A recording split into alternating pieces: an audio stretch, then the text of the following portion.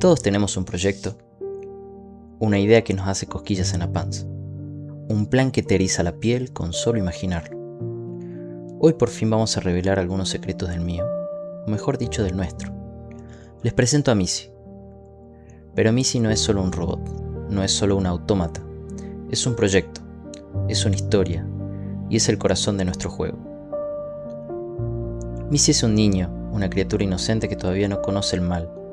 No tiene armas, o en realidad quizás, tiene el arma más poderosa que existe. Dentro suyo vive algo capaz de enfrentarse incluso a la más grande fuerza de destrucción.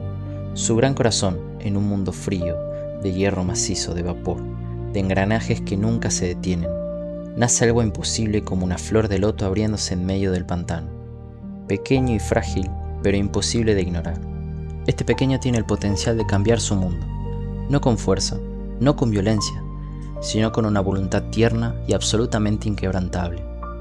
Acompáñalo a despertar, a entender quién es, y cómo haría cualquier niño al abrir los ojos por primera vez, a buscar a su padre, a buscar su origen, a buscar quién le dio la vida.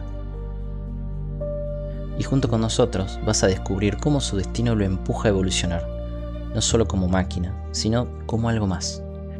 Un ser que aprende a sentir, a respirar y a existir. Movido por una magia silenciosa que viaja a través de cada engranaje, cada tornillo, cada pieza de metal que lo mantiene en marcha, esta es la historia de Misi. Y este es solo el comienzo.